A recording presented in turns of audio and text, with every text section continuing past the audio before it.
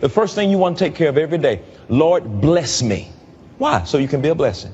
Keep me from the evil of the day. Keep me from the evil of the day. Every day you wake up, you don't know what evil has been designed to try to take you down and to trouble you. So go ahead of it and say, keep me from the evil of the day. Choose fellowship with God daily. Choose fellowship with God daily. Try to learn what pleases the Lord and have nothing to do with the things done in darkness, which are not worth anything. Walk with Him. Walk with Him for life. Now let me ask you this. Is there anything in your life that you're willing to be fully committed to for the rest of your life? There might be things you're committed to right now that's taking your time and your energy, and you shouldn't be committed to those because God wants first priority in your life and a whole heart commitment. And God says what's most important is that you be with me above everything else, that you get to know me. It means that when I wake up in the morning, I need to say, God, no matter what happens today, I need to get to know you a little bit more. I need to learn how to love you a little bit more. And it could be the best day I've ever had, but I need to make sure I need to learn to love you and know you a little bit more.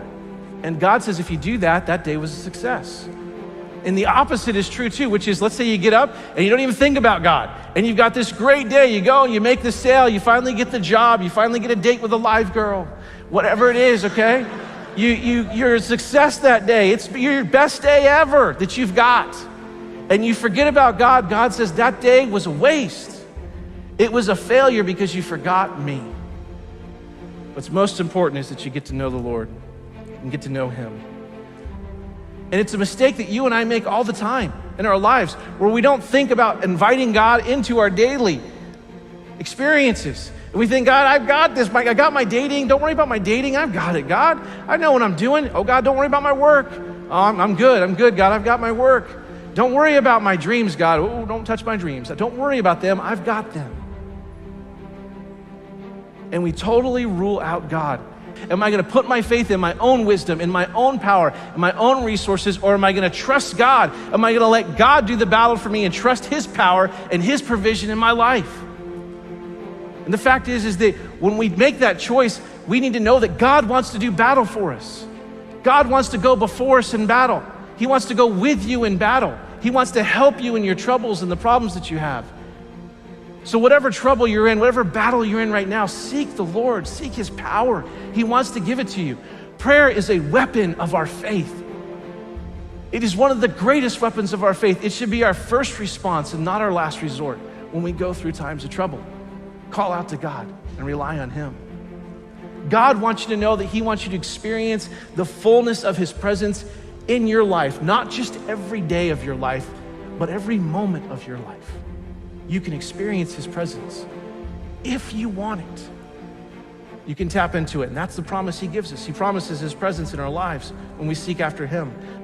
You may go through deep waters. You will go through deep waters in your life, but you will not drown. You will go through storms in life, and God will get you through those storms. And when you go to battle, you need to know that God wants to be there with you and protect you, and you will not be destroyed. One of the greatest truths of the Bible is if God is for us, who can be against us? Here's Jesus' invitation to you. Here's what He says in Matthew 11. Jesus said, come to me. That's the seeking part.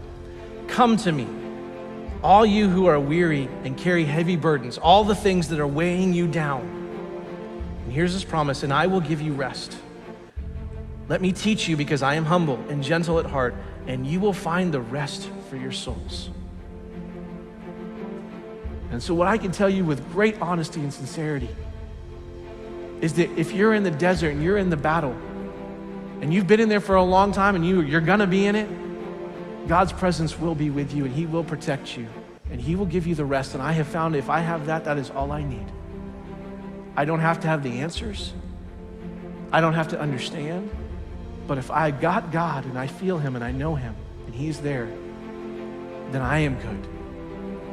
How do we need to make sure that we don't miss out on God's blessing when we're seeking Him? Well, there's a familiar verse that gives us great direction. It's Proverbs 3, 5, and 6. It says this, trust in the Lord with all your heart and lean not on your own understanding. And in all your ways acknowledge Him, and He will direct your paths. This word trust means to trust him not just in the convenient ways, not just in the easy ways, not even just in the spiritual ways, but trust him in all of the ways that we have in our lives, in the big and the small. Trust him on the roads of life that you've been on before, and trust him on the roads you've never been on, and those paths you've never taken, and those safari crazy roads where there is no path, that you're out there in the middle of the wilderness on your own. Trust him. And this word acknowledge in here, this word acknowledge means a deep, intimate, penetrating relationship where you know a person in the deepest and fullest sense.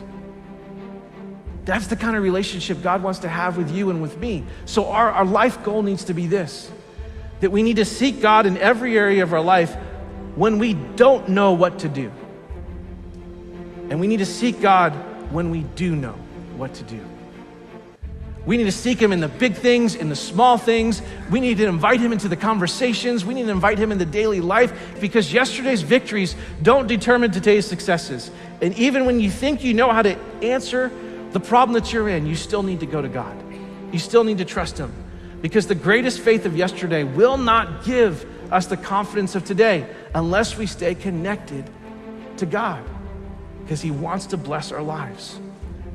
God wants to have his best for your life. He wants to have his hand on your life. He wants to give you the protection and his presence and rest and hope and all the things that he wants to do for you. He wants that. 2 Chronicles 16:9 says, the eyes of the Lord search the whole earth.